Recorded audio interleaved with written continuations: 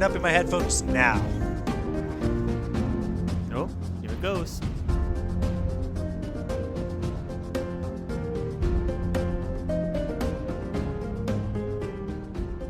Hello, everybody. Welcome Charles. to... Oh, You stopped the music before the howl. well, not every episode's a Howl episode. It would be if I was in charge of the music. But I'd also probably play it back. And, it's probably for the best that you're in charge of it. Thank you. I would agree. Hello, everybody. Welcome to the Friends, a Talking Fantasy podcast. My name is Charles, and with me today is my fabulous co-host, Dylan. You did it. You did the intro. Oh, yeah, sorry. I'm sending it to you. Yeah.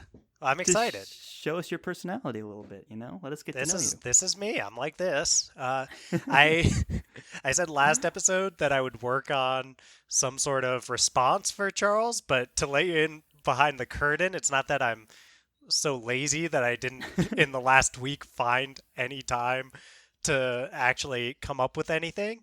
It's that we are recording this immediately after we recorded the last episode, so that's right. I did not think of anything to respond to Charles with. I just got excited he did an intro. Well, you know what? We're just happy to hear your voice this early in the podcast. That's all. Yeah. We usually don't make it through the theme music without hearing my voice, though. Well, there was the concern you raised that we need to hear more Dylan at the beginning, so now we're here. Most of our meetings about the podcast focus on me trying to tell Charles that it's like the fans are demanding more Dylan. And we based on nothing, of course.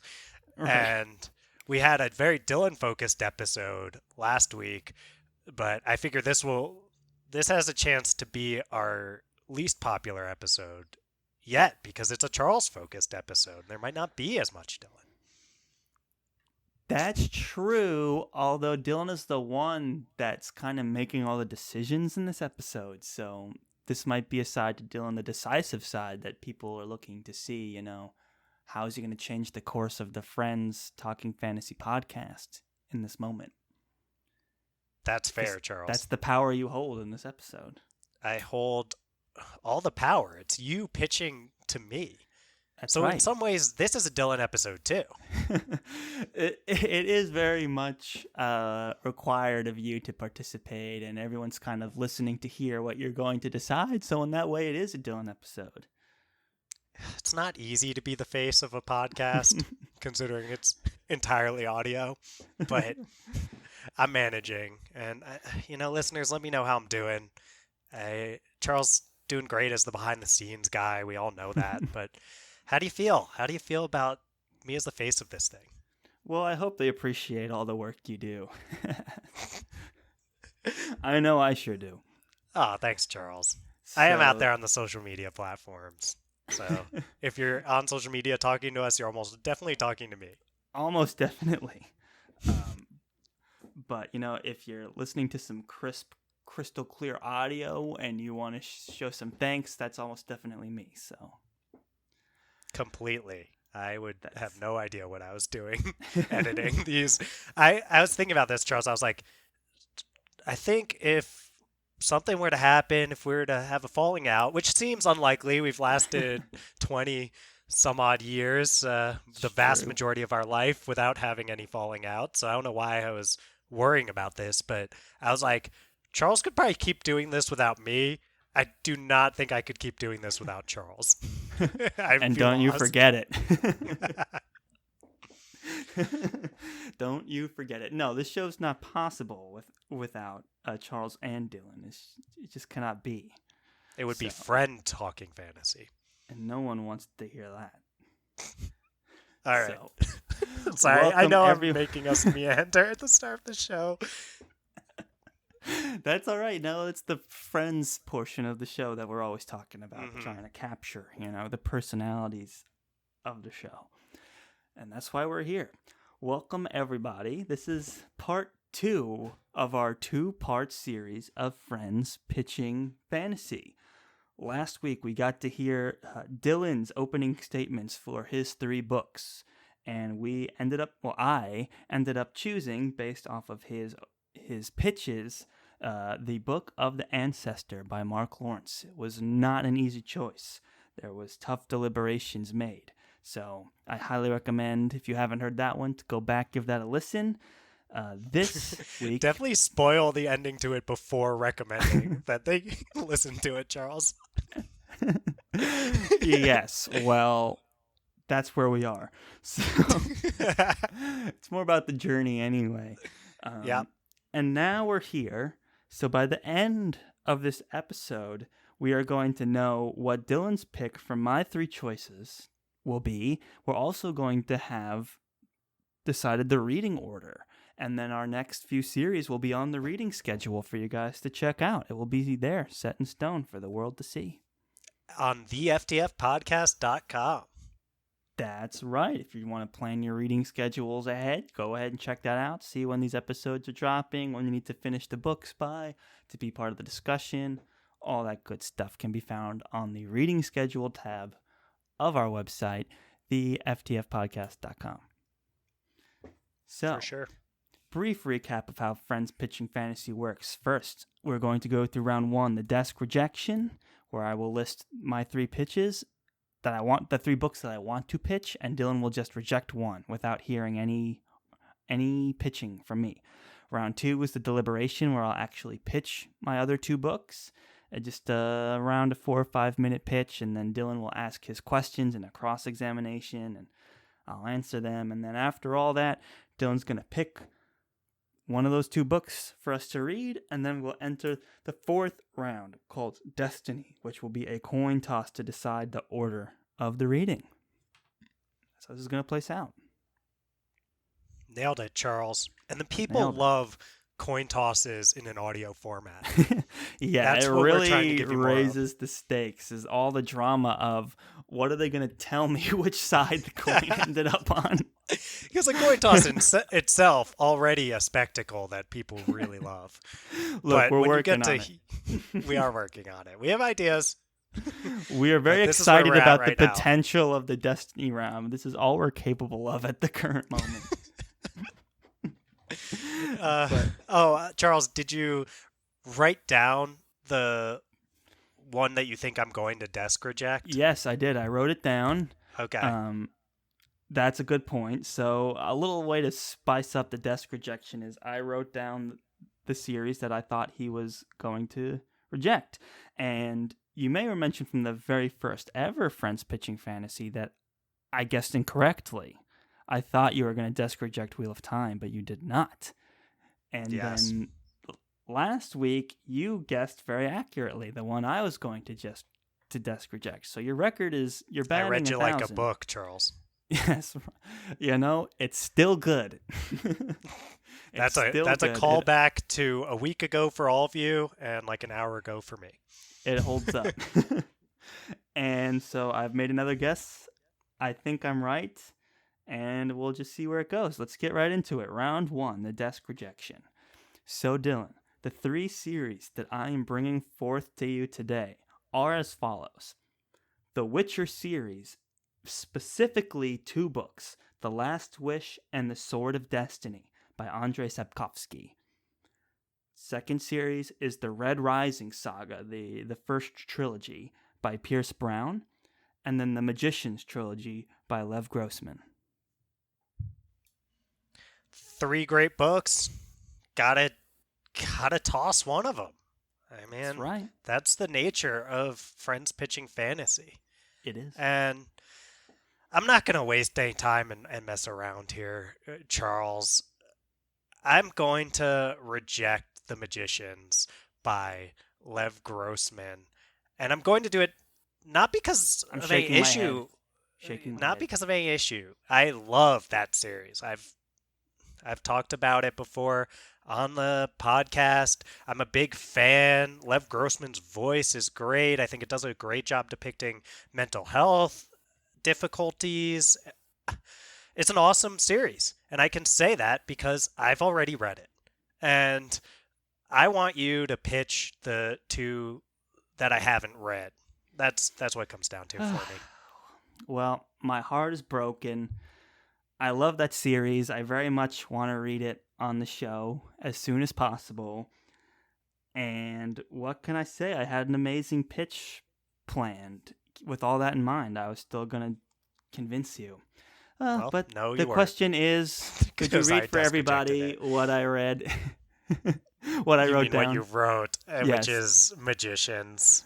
I I knew mean, you were you going to break my know. heart. Well, Charles, I think you knew because I've been the one pushing for the idea that Friends Pitching Fantasy should be about a person who's read the book pitching it to a person who hasn't for as long as we can make that possible. I know that's not going to be something we can do forever, but right now we can, and I'm going to preserve that format with all of the Uh, power that I'm wielding in this episode. But I good guess, Charles. You know expected me. as much, but you know what? I was like, what, are we never going to read The Magicians? Give me a break. Talk about, I can't go into the pitch, but you know what? I, any of these series would be worth choosing. So at, at that point, I'm not, you made a good call, but it's still no less sad to see it go. It is sad to So see it go, but I'm excited about what the future holds with stuff I haven't read. And I'll also say, Charles, did you say already at the top of the show that you're not allowed to bring back something that's been rejected for at least not for this one? episode, but I Okay, brought not it for up this episode. last week. Okay. So when something's been rejected in a previous Friends Pitching Fantasy, you can't bring it back for the one immediately following. So that means Correct. that we didn't bring back any that were pitched in our first episode, and we also won't be hearing about the magicians for the next Friends Pitching Fantasy, but it will be back as a Well, you could possibility pitch if it. Charles wants to pitch it. Huh, I didn't even think of that. I could. Yeah, sure. But But I we can't pitch it. probably, you can't anyway. I don't think you would pitch it. Why? Just because I think you have a whole bunch of other stuff, and you're saying, "Hey, I want to stay true to the format and all this other stuff." So I don't know why you would pick it. It would be subverting my expectations. Hmm. Mm. Well, I probably won't. That's what I was saying. All right. Enough time with desk rejection. Now we go on to round 2, deliberations. So we have the Witcher series and Red Rising. I'm just going to go ahead and get started with Red Rising just because that's the first pitch that I have in my Let's notes do here. it. Okay. So, here we go. Red Rising. Let's go back to circa 2014, okay? Let's I'm go to Pierce Brown. He's cooking up his first series. He's got a cup of Hunger Games, spoonful of Divergent, dash of Ender's Game, maybe a pinch of The Matrix. He cooks it all up in his big brain. What comes out of that oven? The sweet souffle that is the best-selling sci-fi fantasy series and his highest rated series mentioned in this entire Friends Pitching Fantasy for the 2019 Our Fantasy Top Series. Exactly one place above the Book of the Ancestor. That is Red Rising. Boom. It is set on a future planet Mars and follows the low-born Red class Darrow as he infiltrates the ranks of the elite class known as the Golds.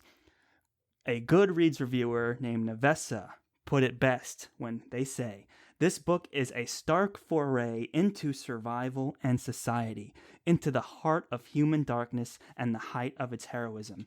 One part dystopian, one part sci-fi, one part epic war fantasy, it transcends a conventional genre and enters the realm of amazeballs."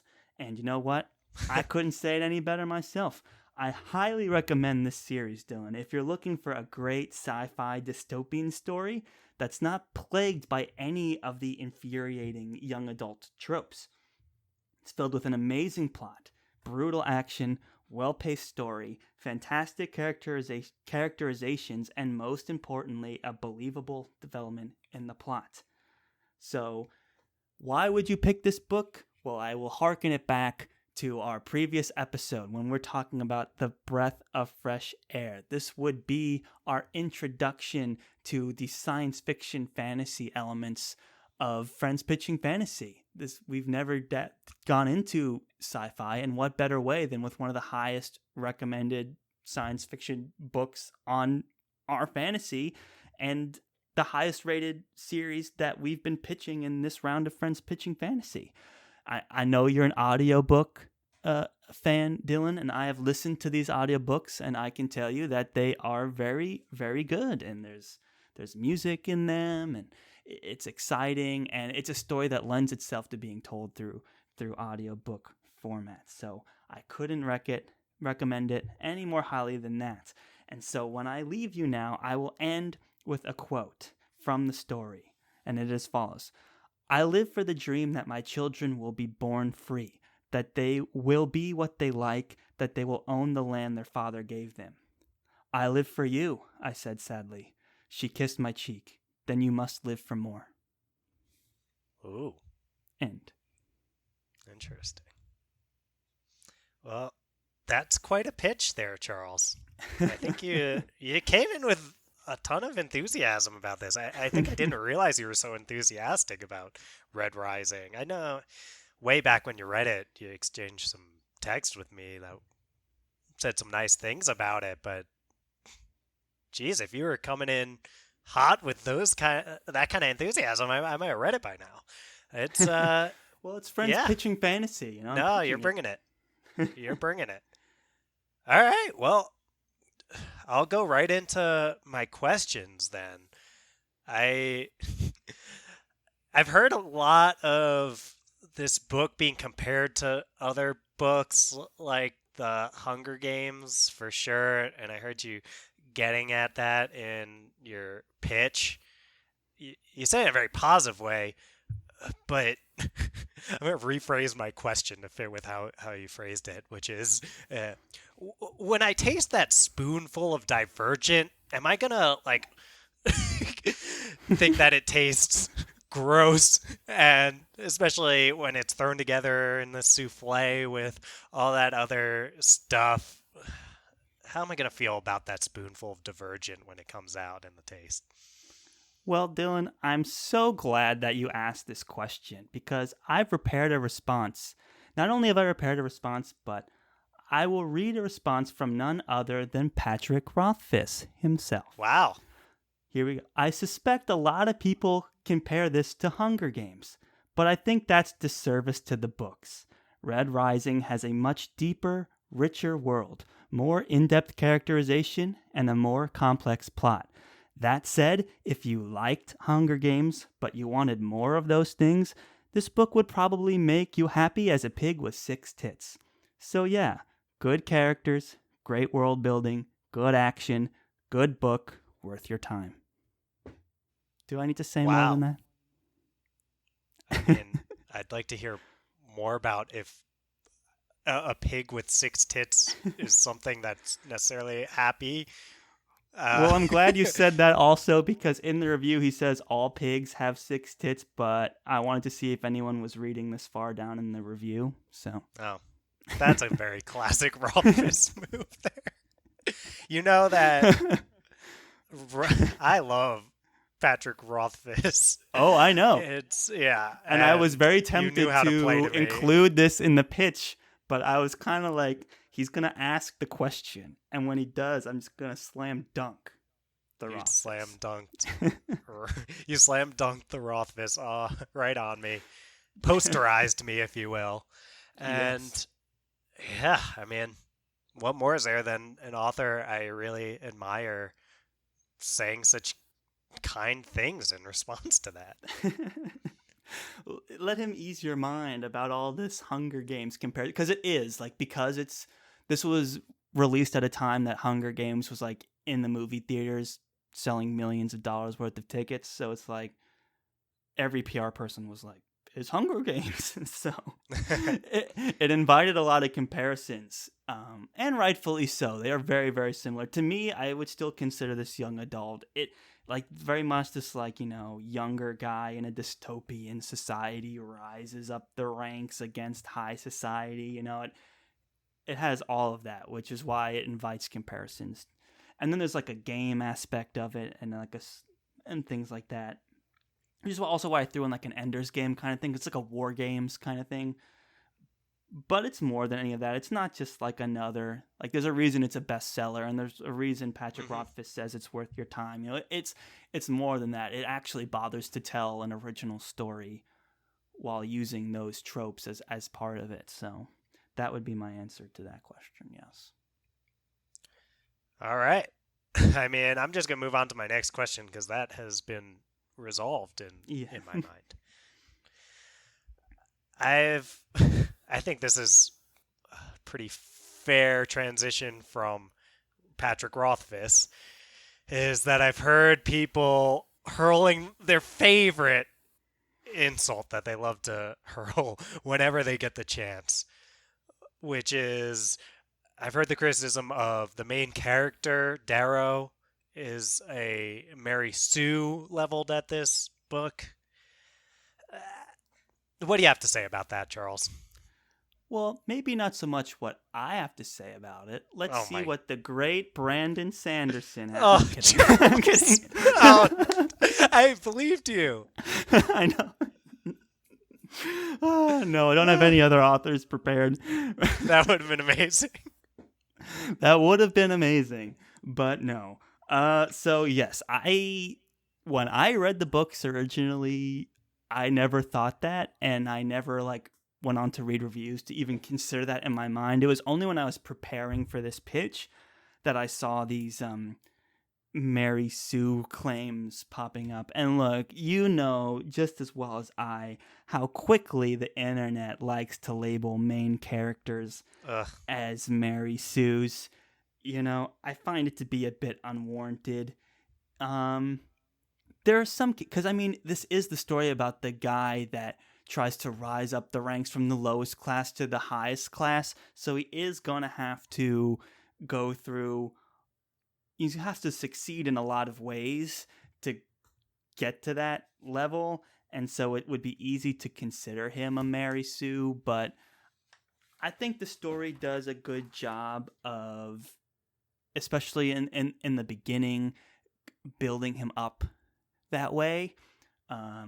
I don't want to kind of get into any of the plot of the story beforehand, but I would just take solace in the fact that this, like when you think about like a Hunger Games or an Ender's Game, it's like, is Ender a Mary Sue? Is Katniss a Mary Sue? It's like they have a lot of strong qualities, but they're not overpowered to that they're breaking the story. It's for me like a real true Mary Sue just is they're picking up skills super quickly and they can't be stopped.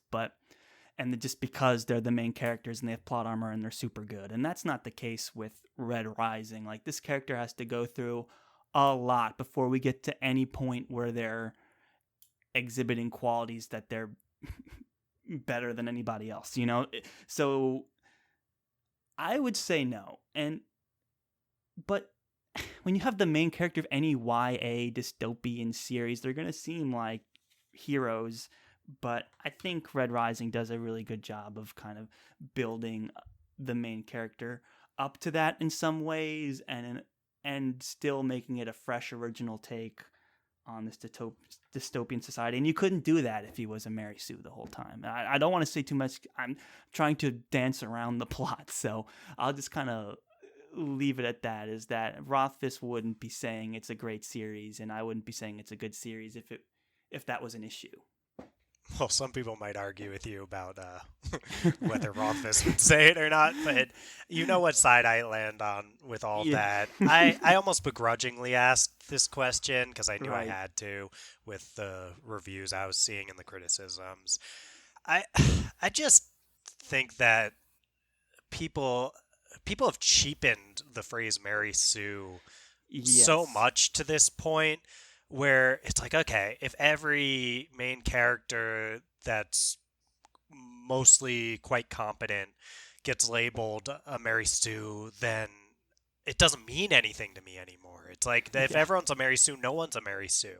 And yeah, okay, there's people out there like my I mean, my favorite author, Joe Abercrombie, who will never write anyone probably that will get labeled a Mary Sue. So there's some people immune to it, but you pretty much have to make them like a bad person or like Yeah. particularly not good at most things, like things like that, to have your main character not get some Mary Sue criticism. I'm just sick of it. It's No. like ever since Just Ray because the with character Star is good at Wars, fighting. Oh yeah, I feel like it's it's pretty like much like the everyone's a internet Mary learned Sue. a new word, and Yeah, now they're just exactly. like can't wait to exercise the use of it in Yep. any sort of popular piece of fiction. Because like yeah, the main character is gonna have to be good at fighting if he's gonna fight someone that's good at fighting.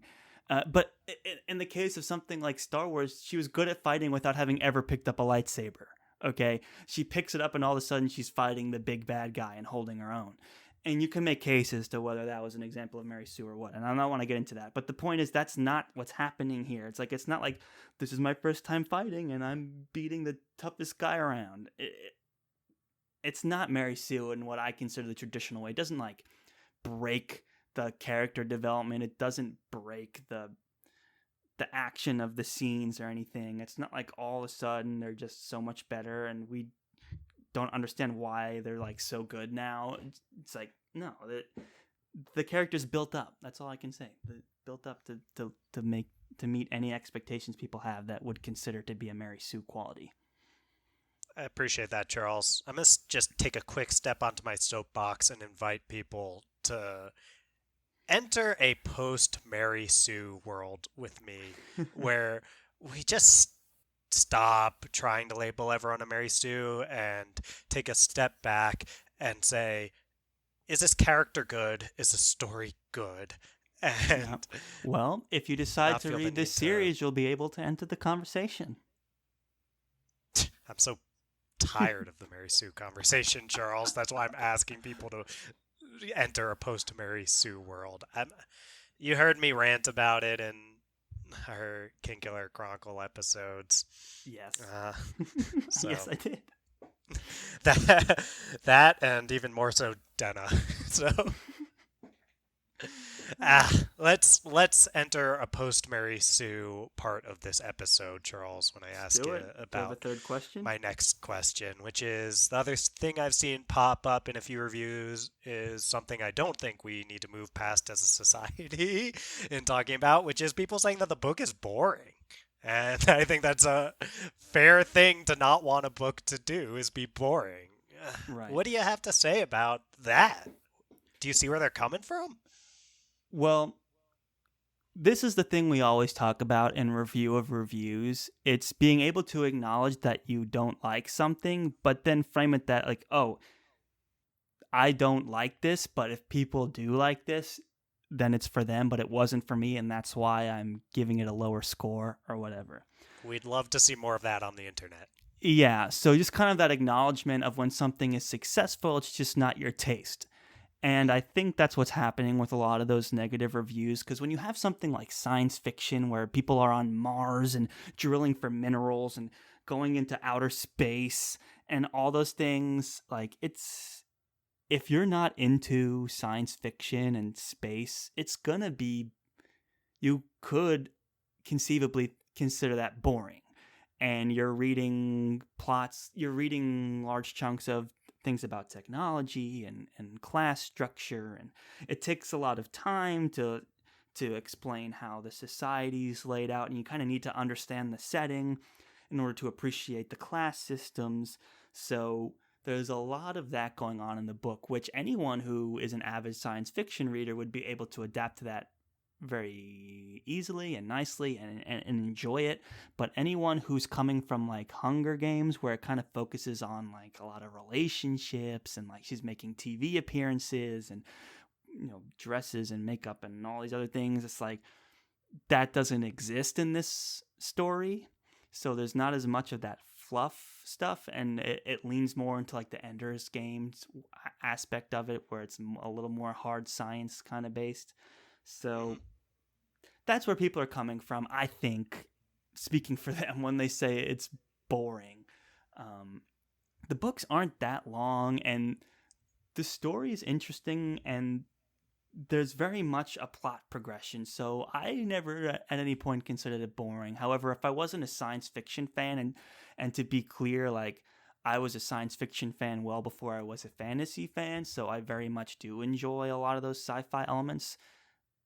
That's why I would recommend it, and that's why I'm pitching it. But if you had no taste for science fiction at all, I don't know why you would pick it up. And that's just kind of where we're at.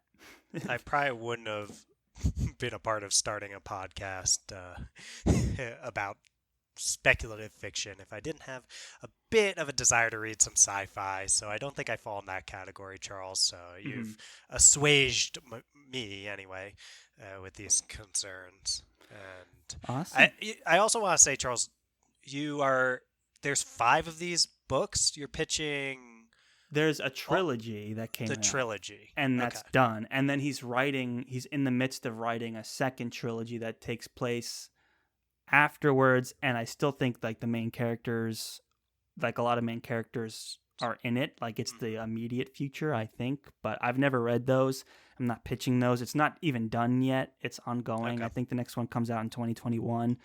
So no, this is a total, complete, finished story. I just think it became successful that obviously he's going to get more. It's like he signed a big, expensive movie deal that never came through, but it might be a TV show now. We'll see. Interesting. All right. Well, I think we've covered the Red Rising stuff. I'm ready to move on to Witcher, Charles.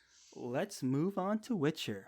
So here are my opening statements for The Witcher. And I'm going to make it clear again for the audience that I'm only pitching the first 2 books, which are The Last Wish and The Sword of Destiny. Those are like the short story collections. And I'm not pitching the Witcher series, which is a different 5-book storyline. So, nor are you pitching any of the video games. Nor am I pitching the video games, but if that was a thing, I probably would. What is there to say about the multimedia cultural phenomena that is the Witcher series? These are the hit fantasy books that inspired popular video games and a Netflix original series starring Superman as Geralt. And honestly, he's better as Geralt than Superman, but that's just one podcaster's opinion. Wow. It has a lot of stuff that you, Dylan, like. It's got morality plays, trope subversions. Geralt is a bit of a rogue character, but he's got some nice complexities worked in. It's gothic, it's macabre, it reads like Aesop's Fables, but it's blended with modern fantasy in a way that feels both old school and fresh. It has werewolves, vampires, wizards, bards, curses, talks of destiny. I know you like the series, and it's got a lot. I know you like the Netflix series, and the Netflix series draws a lot of plot lines heavily inspired by these 2 books, almost all of them. And you know the saying, the book is better than the video, and in this case, I wholeheartedly agree. I know you're an audiobook guy, and these audiobooks do not disappoint. Narrator Peter Kenny nails the gravelly voice of Geralt, and at around 10 hours apiece for each of these audiobooks, I know you would find them manageable and an enjoyable experience. And most importantly, the Witcher books are just plain fun. I'll end you with the quote. People, Geralt turned his head, like to invent monsters and monstrosities. Then they seem less monstrous themselves. When they get blind drunk, cheat, steal, beat their wives, starve an old woman, when they kill a trapped fox with an axe or riddle the last existing unicorn with arrows, they like to think that the bane entering cottages at daybreak is more monstrous than they are. They feel better then. They find it easier to live. That's such an awesome quote and well done pitch there, Charles. I think the line, I know you're an audiobook guy, came up in both of your pitches word for word. I do like audiobooks. I've been alternating between the audiobook of the Fellowship of the Ring and the actual physical copy I have, and I'll say the audiobook for that one's pretty good. I want to There's throw out probably better than so I would many have though. guessed, honestly. Well, whichever one I'm listening to, Yeah. better than I would have guessed. So a good audiobook, I mean, that can help me move along with a For series so sure. And much Geralt is quicker. such a specific character. Like from the show, you've seen it where he's got like this gravelly voice, and in the Hmm. video games, um, the actor nails the voice in both the video games and in the series. So I wanted to assure you that that same level of commitment to the character of Geralt is brought into the audiobooks. Oh yeah. And these two short stories are very Geralt focused, and that's what makes them so good. Honestly, like the series is still good, but a large part of what makes the Witcher saga work is the character of Geralt. And so when it's not all about him, it kind of loses a little steam for me personally. So Mm. heavy into these first two. They're by far the stronger stories in the series. And then we still have a whole saga when, like, season 2 of Witcher comes out and we want to reignite that passion. We can still have the option to read those and keep the Witcher going throughout the friends talking fantasy career. This is a great opportunity to get that knowledge base in, and then we can always dabble into the saga in the future when it becomes culturally relevant again. That's totally fair, Charles. The, the question that I have first is actually based on the fact that I just watched the Netflix series before this, which we have to have dropped the Witcher Netflix episode by the time this is That released, I'm right, not Charles? sure. We will have dropped the character series, but I don't know if we'll have dropped the Witcher series in time for this. Oh, that's so interesting. Charles, everyone knows Charles is more the behind the scenes guy. I show up, I record, I do my social media stuff, but I often don't know the release schedule to the same Like, extent it's either Charles going to does. drop on the 26th of August, which would be before this. We're in September now. Or it would have to be like immediately after this episode. And I'm leaning more Okay, well, we towards might as well drop it afterwards. before then, so this part Uh, makes sense. I would like to do that, but maybe it could drop like in between these two Friends Pitching Fantasy podcasts. Okay, Like okay, well, then that they'd could still, be possible. if we drop my episode first, Yeah. my pitching, then it'll work. Anyway, sorry, podcasting logistics. Charles knows how to handle all this. So we'll anyway, I just watched it. I liked it a lot, and I I find myself wondering though, will I enjoy these books just as much having just watched the show recently? Like, is it gonna feel like it's rehashing a lot of these moments that I've already seen? Or should I give myself more time to let that have some space? Hmm. Good question. Who better to answer than Oh, J.R.R. Tolkien? No. no. I, oh, so The ridiculous. answer. So I had the reverse experience. I read the books first, and then I watched the series, and I can confidently say that they're two totally different experiences. Like the show pulls from, like, kind of cherry picks short stories from the books to feature in the show, and they do a great job of it for the most part. But I gotta say, like, I think you'll get a lot of value out of reliving those stories in the book format and kind of brushing up on those stories and getting even more information, more description, spend some more time in each story. Because I felt like a lot of the stories that I really liked in the book were kind of rushed in the show. And I feel like they were kind of burning through material in the show very quickly to kind of make this great spectacle that is the first season of that show.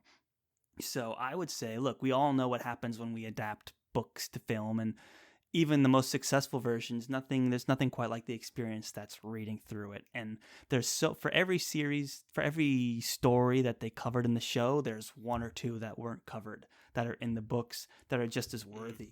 That I'm willing to bet they'll probably bring up in the next season or something. Who's to say? But there's tons of other stories in here, and there's this whole framing story that puts it all in like this arching narrative that you get to see that the books totally did away with in order to tell the series storyline up front and the Yennefer storyline origin story. So you're not going to get those origin stories, but what you are going to get is you get to see how all of those other short stories for Geralt fall into this narrative of this arching narrative that is Geralt's character development and plot development. So it's a very worthwhile endeavor, and I think it will prepare you more to revisit the series and even prepare you more for season 2.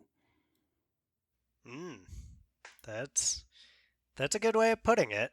I've heard some people say they have Witcher fatigue at this point, which makes sense since it could be a book they're reading, a video game they're playing, and a show they're watching all at the same time. Yes. And all that's those... exactly where I lived that week. We were watching the show to review it. I was playing the game, like reading the end of the Witcher saga, and also watching the show. I'm like, man, this is crazy. Yeah, I mean, that's what happens when a franchise is so multimedia, as you say. And I have felt like I'm coming into this with fresh eyes and excitement. So right. I don't really think, I hadn't played the games. My first experience with it was when we just recently watched through the Netflix series. So right. I feel very little in the way of Witcher fatigue, but I wanted to... And these books are so short. They're like 300 pages, You'll no fatigue here. They move fast. That's good to hear. Well, I know that these first 2 books that you're pitching are short story books, Charles, and I'm not a huge short story guy, I've realized. I've had a few good experiences with them, like those in Abercrombie's Sharp Ends are great, but I like anything Abercrombie puts out. Right. But I usually feel like I've been served an appetizer or series of appetizers without ever getting around to the main course. And I'm wondering, are my hesitations about short stories unfounded in reference to The Witcher? Here's what I'll say. Much like when we were reading Kingkiller Chronicles and the idea that it was a person telling a story, like, you might not like that, but the fact that it was written and the character is a storyteller and stories are a huge part of that world adds value to the book, in the experience of reading it. And that's the same situation you're getting here. You might not like just reading a bunch of short stories, but, and this is from having only watched the show, what you haven't gotten yet is that The Witcher is heavily inspired by like fairy tales and fables and things like that, like Grimm's fairy tales and all these other more macabre, like old school traditional fantasy elements. So the fact that they bring it into this short story format where everyone kind of has like a moral or something, but then putting in this element of modern fantasy into it and creating a character as exciting and fun as Geralt, it adds to it's part of the experience. It's not just writing short stories because he didn't want to write a full story.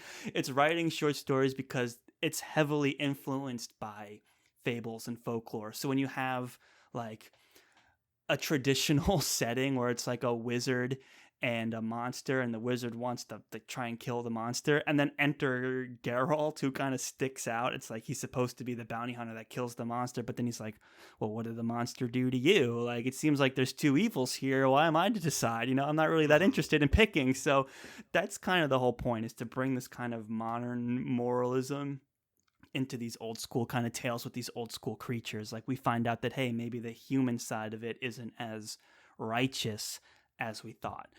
And then it does an excellent job of weaving in like a framing story, and all of the short stories do follow a narrative, and you do end up at the end set up for the saga. So it does have an arc to it. So you're not just reading a bunch of dislocated, isolated stories.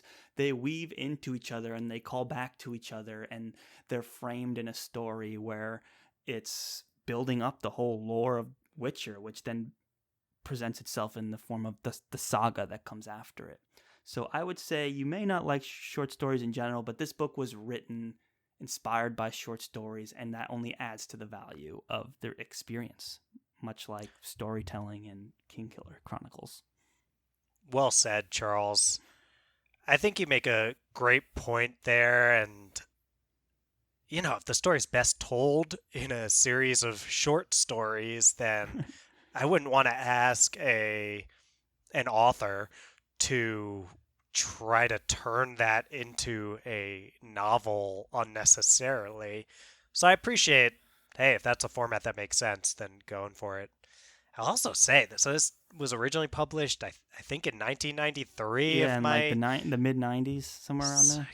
It's amazing how ahead of its time it was back then. Yeah, To be subverting these things in ways that we really wouldn't be seeing a lot of until significantly later.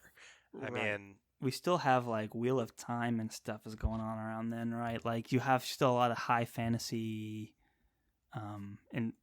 involvement, but no, I would agree. I think Witcher was one of those first grimdark, like trope subversion kind of stories. It's not so much like a gotcha kind of like yeah, you're expecting one thing and I got another. It's much like a new perspective in these more traditional like fairy tales. It's like, well, maybe the queen in the story was also like trying to cheat destiny and wanted me to just kill this person. It's like there's more sides to this. Like everyone kind of sucks in this story. I just have to choose what I think is best at this point, or do I even have to choose? Like, is it my responsibility to get involved? So a lot of interesting ideas that you wouldn't normally discuss in fantasy. It's like, should I even get involved? Like a lot of fantasy, there's the hero who sees injustice and steps in. You have Geralt who's like trying to hold back. It's like, do I really need to insert myself in this like whole thing right now? So yeah, it's very interesting in those takes. definitely fits with the sense I was getting from the Netflix series. And Oh so yeah, weird to think that this predates a Game of Thrones by several years then. A yeah. Game of Thrones came out in 1996 to put you in the headspace of when Witcher was coming out and doing these things. And it doesn't feel, you said it doesn't have these gotcha moments. I guess from the series that I saw on Netflix anyway, it doesn't have the feel of the like Joe Abercrombie They stuff, didn't which is a chop little more Geralt's like head off at I the am, end of the yeah. season. It's got a little more of like, okay, I'm gonna play a lot of these tropes straight, but I'm gonna do it in a fresh and innovative way, and I think that's what I'd be excited about if I did choose Witcher. Is that makes it different from Yeah. even the more It's modern fantasy it's stuff these that supports morality tropes. plays that I was talking about in the pitch. It's like it's an interesting perspective brought into a story where it may have seemed easy to choose in the first place. Oh, like, oh, that guy's a werewolf. We should just kill him. But then it's like Hmm. the werewolf's not hurting anybody. Meanwhile, this guy wants like made it like maybe made him a werewolf in the first place or whatever. He's scheming and he's bad. Man, so it's like, who knows? Who knows? And it's like the more you learn about either side, the more horrible details come out. It's like it's no, it's a lot of fun. Well, Charles, thanks for running me through that. My last question is going to be similar to the one that you asked in the last episode, which is, can you compare and contrast why I would choose either of these series over the other? Oh yeah, and that would be fairly easy to do. The Witcher is a fun fantasy romp. Geralt's a monster bounty hunter, and it's as cool as that is. It's not stuck in its like kind of the simplicity of what that sounds like. The stories are very complex and involved, and there's a lot of other great characters in The Witcher as well. It's just so much fun to see vampires and werewolves and wizards and still have it come out fresh. It very much feels like a return to form, fun fantasy story. Red Rising, you have a lot of sci-fi, young adult, dystopian vibes to it. It's a lot of like flying around in spaceships, shooting laser guns, playing Hunger Game like war games, and you know, the main character starts at the lowest caste system, and he's kind of pathetic, and he's working his way up, and so that's basically what you're choosing between. I guess your decision is like, do you want to just get into this fun, short-lived, like fresh take on classic fantasy, or do you want to step into the world of dystopian, futuristic science fiction story? I mean, they both do a great job in their genres. They both take a fresh take on these classic tropes. It's just, where are you leaning towards? The fun, fast-paced swords and sorcery fantasy, or the gritty uprising trilogy of Red Rising? You know, it depends on what you want to, what flavor, if you will, you're in the mood for. I will, Charles. Depends on your tastes. All right. Well, you make a strong case for both of them. Well, like you said last time, it helps to have so good tough. books to choose from. For sure. And I felt with everything we've done in Friends Pitching Fantasy so far that it's usually about picking between two right choices or three right choices at the start. Yeah.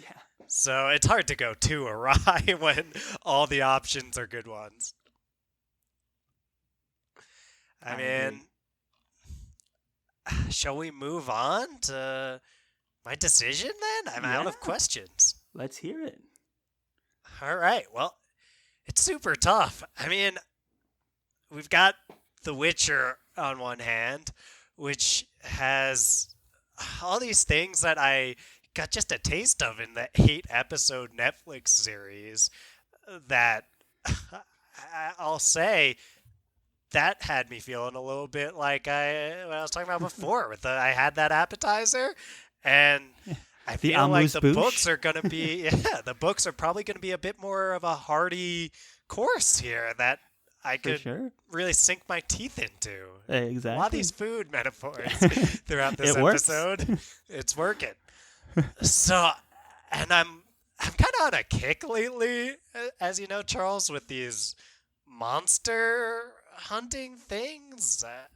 I don't know. I find that really interesting lately, and some of these that harken back to more of those fairy tale or D&D type things. So I don't know. The Witcher is extremely tempting, and then Red Rising has all these things that I was hyping up to you about being a breath of fresh air, or as I said at one point, a fresh of breath air. Yes. And I feel like, especially if we end up reading, now we're planning on doing, Lord of the Rings, then after that, it could be Book of the Ancestor, and then after that, are we doing another thing that's mostly fantasy, or do we want to dive into this totally new world? Obviously, we don't know what Destiny will decide in terms of reading order of Book of the Ancestor versus the book I choose. But anyway, it gives me a really tough choice. You gotta choose, though. It's time. I know. And dismissing either of these books almost feels evil, Charles, but I have to choose the lesser of two evils here. Oh my god. Does that mean going for the Witcher series? It means what you think it means. I can't help myself. The Witcher, man. I can't get enough of it right now. You did an amazing job pitching Red Rising, and thank you. I think I didn't want to play my hand, but I was coming in feeling The Witcher, and you made it a closer bout than maybe I would have expected. But I don't know, man. We got to do it. We got to do That's The a Witcher. fair choice, man. You know, we were both tempted to go sci-fi, but at the end of the day, you can't pass up that good old fantasy. It is friends talking fantasy, so I think whenever we're bringing the sci-fi stuff in, it makes it a little bit harder. We're fantasy fans at our core. We love everything in speculative fiction, but we're fantasy guys. There we go. So the books that have been chosen are Dylan's series, The Book of the Ancestors by Mark Lawrence, and mine, The Witcher series, which is The Last Wish and The Sword of Destiny specifically, by Andrzej Sapkowski. Wow. I We mean, made hearing it. them back to back like that Those are does strong get me picks. excited because, Me too. I mean, I can't wait for Witcher, and I know how good Book of the Ancestor is, so. No, I know. These This are is going to gonna be be awesome. great reads. Yeah, I'm very excited for it. So now we enter the last round called Destiny, where we do the highly anticipated coin toss. Dylan, can you see the coin on your screen? I cannot, and I can't affirm that Charles is not rigging this right now. Oh, now I can. You can't. I shared the I screen. can see. I can see Okay. it. Yes, now I You can. can see it, and all of you at home cannot see it. So should we just? So it's perfect. But picture, if you will, a coin. And so, Dylan, would you like, if I'm going to flip, you call? Yeah, let's do it. All right. Okay, so go ahead Should and I- call it in the air. Is it? We're doing this Google coin toss thing. I have no idea if there's time to like call it in the air. I think can't there remember from is. last So time. I'll just do a 3, 2, 1 flip, and then Okay. you call heads or tails. And then Okay, we'll sounds we'll good. just explain to the viewers what's happening. All right, the coin is rotating. It's not a real coin, but the digital coin is rotating. It could I land have my on heads finger or over the tails. flip button. And here we go. In 3, 2, 1. Heads. He's called heads. The coin is flipping, and it's tails. Oh, what an upset. Yeah, I don't. I picked heads last time and I won. I don't mind at all, man. I'm happy to dive into Witcher on So this one. there we have it. The reading order will be: we finish Kingkiller Chronicles, we go into Lord of the Rings, we slide into the Witcher series, The Last Wish, The Sword of Destiny, and then that culminates with The Book of the Ancestor by Mark Lawrence. What a lineup. What a lineup, Charles. What This is a awesome. lineup. This is great. I'm very excited to be reading these. So, without further ado, I'll bring in the outro music and we can go ahead and get this puppy started. Thank you, everybody, for listening to the Friends Talking Fantasy podcast. This has been another exciting Friends Pitching Fantasy two-parter. I thought that was a fun idea. I mean, we got a lot of content out of it. It's a big deal picking these books, and we need to give it the time and the grandiose nature it deserves. I like it too, Charles. I like the whole separate Two-parter. episode thing I better. think we'll Yeah. be keeping the two-parter going. You know, like, why change the format? I mean, we made it to like 50 minutes for each episode, so respectable length for an episode. So that's it, guys. If you want to go ahead and plan your reading schedule for being able to keep up with us here, go ahead and check out the reading schedule on the ftfpodcast.com. Hit us up on any social media stuff. We're usually the FTF podcast at, Insta and Facebook. We're the FTF podcast 1, the digit 1. That's right. on Well, Twitter. as always, thank you for listening, and go forth and conquer, friends.